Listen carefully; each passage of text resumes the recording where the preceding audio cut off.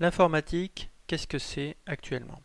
Eh bien, tout d'abord, nous devons disposer d'un ordinateur. Un ordinateur de bureau ou bien un ordinateur portable comme celui-ci, ou bien une tablette comme l'iPad qui a eu beaucoup de succès, ou bien un smartphone qui remplace le téléphone d'hier. Bref, il nous faut avoir un dispositif électronique, aussi appelé device en anglais. Nous avons donc un ordinateur. Il nous faut ensuite avoir sur cet ordinateur, dans cet ordinateur, un système d'exploitation, c'est-à-dire un logiciel de base préinstallé dans l'ordinateur. Beaucoup d'ordinateurs disposent de Microsoft Windows 7. Mais il y a aussi Mac OS X, qui est le système d'exploitation, ou bien l'OS en anglais, qui équipe l'ensemble des ordinateurs Apple, comme le MacBook, l'iMac, l'iPad, l'iPhone. Il y a une alternative à ces deux systèmes d'exploitation propriétaires, qui est Ubuntu, un système d'exploitation basé sur Linux et qui est librement installable sur la plupart des ordinateurs. Donc gratuitement, on peut l'installer sur beaucoup d'ordinateurs. Nous avons donc un ordinateur, nous avons un OS, c'est-à-dire un système d'exploitation ou logiciel dessus. Nous devons maintenant disposer d'une connexion Internet, soit une connexion filaire avec un câble RJ45, la plupart des ordinateurs disposent d'une prise RJ45 qui nous permet donc de nous connecter facilement à un réseau filaire, mais bien sûr il n'y en a pas partout. Dans ce cas, eh bien, nous devons être dans une zone Wi-Fi, une zone qui est couverte par un réseau sans fil et qui nous permet donc de nous connecter au réseau, soit avec une clé web, c'est-à-dire une suite de caractères qui nous permet donc d'avoir l'autorisation d'utiliser le réseau Wi-Fi, soit si le réseau est libre d'accès, n'est pas sécurisé, à ce moment-là on peut se connecter librement.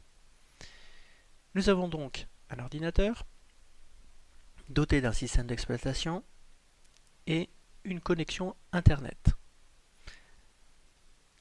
Il nous faut, quatrième élément, un explorateur Internet.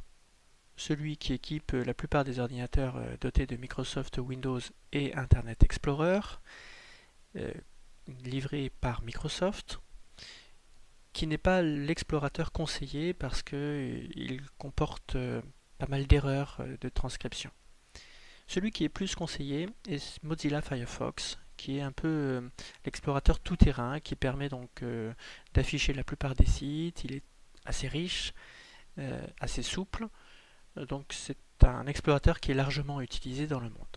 Il y en a d'autres aussi, comme Google Chrome, qui est fortement conseillé, qui est un navigateur qui est rapide, léger, facilement installable et qui est fourni par Google.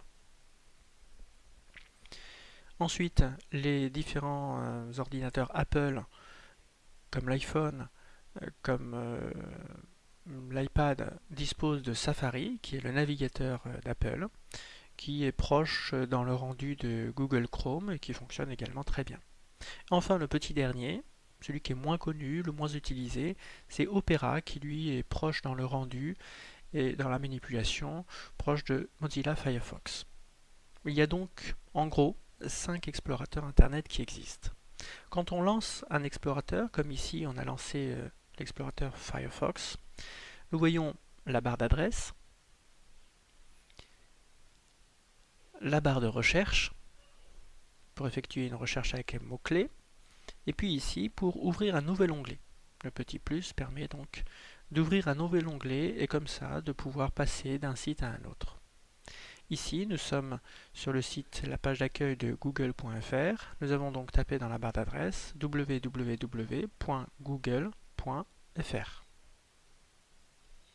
La plupart des explorateurs Internet disposent du menu aperçu avant impression. Nous pouvons largement l'utiliser avant d'imprimer quoi que ce soit. Faisons un aperçu avant impression, faisons les réglages de mise en page, de marge, d'en-tête et de pied de page pour voir véritablement ce que nous imprimons et ainsi éviter de faire du gaspillage au niveau de la sortie papier. Nous sommes donc prêts à faire de l'informatique car nous disposons d'un ordinateur doté d'un système d'exploitation, d'une connexion Internet et d'un explorateur Internet. Avec ces 4 éléments, nous pouvons véritablement parer à toute situation. Un mot sur le touchpad qui équipe la plupart des ordinateurs portables et qui va déconcerter certains utilisateurs qui étaient habitués avec la souris. En effet, en suivant ces quelques règles, eh bien, vous serez aussi habile qu'avec une souris, avec un peu d'expérience bien sûr. Le touchpad, en général, il y a sous le touchpad 2 boutons. Alors premier conseil, ne pas utiliser le bouton gauche pour cliquer, parce que c'est beaucoup plus rapide quand on fait un appui simplement avec l'index sur le pad pour faire un clic. Donc un appui court et léger sur le pad avec l'index correspond à un clic. Ça permet d'éviter d'utiliser le bouton, de l'enfoncer. C'est plus rapide. Ensuite, pour faire un double clic, eh bien simplement 2 appuis rapides et légers sur le pad permettent de faire l'équivalent du double clic de la souris. Donc avec ça, vous pouvez donc lancer par exemple une application lorsque son icône figure sur le bureau. Ensuite, une action qui est un petit peu difficile à faire, c'est le glisser-déposer ou la sélection d'un texte dans un traitement de texte. À ce moment-là, on fait l'équivalent du double-clic, 2 appuis, et à la fin, on laisse l'index sur le pad, on le laisse en contact, et on glisse avec l'index pour sélectionner ou glisser et déposer donc l'élément que l'on a pris. Quand on est sur Internet, souvent la page est plus grande que l'écran, donc pour faire défiler la barre verticale, l'ascenseur, il faut mettre l'index sur le côté droit du pad et glisser l'index de haut en bas ou de bas en haut. L'équivalent du clic droit, là on ne peut pas s'affranchir de l'utilisation de boutons en bas. Donc le clic droit, l'équivalent c'est un appui sur le bouton droit en dessous du touchpad. L'ensemble des touchpads fonctionne de la sorte. Faisons un exercice d'application, après avoir vu ces différents points. Et prenons tout d'abord une feuille et un stylo.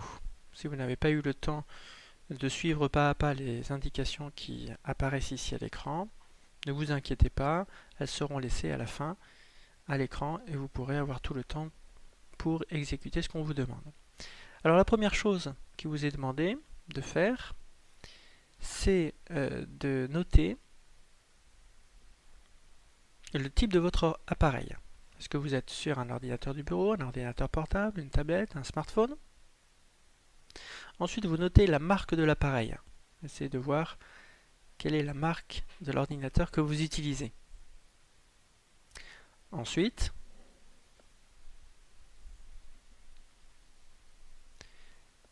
le système d'exploitation qui s'est sûrement lancé lorsque vous avez allumé votre ordinateur. Le type de connexion Internet, est-ce que c'est une connexion filaire? Est-ce que c'est une connexion Wi-Fi sans fil? Le nom du navigateur Internet que vous utilisez. L'emplacement de la barre d'adresse, l'emplacement de la barre de recherche. Comment fait-on avec votre navigateur pour ouvrir un nouvel onglet? Est-ce qu'il est possible d'ouvrir un nouvel onglet? Ensuite, une fois que vous avez écrit tout cela, eh bien, vous allez mettre en pratique en faisant de la navigation sur Internet. Alors, vous allez ouvrir 2 onglets ou 2 fenêtres, une sur le site google.fr et un autre onglet sur le site wikipedia.org. Une fois que vous avez donc ces 2 sites qui sont ouverts, eh bien vous pourrez naviguer en essayant d'utiliser les différentes fonctionnalités que nous avons vues sur le touchpad.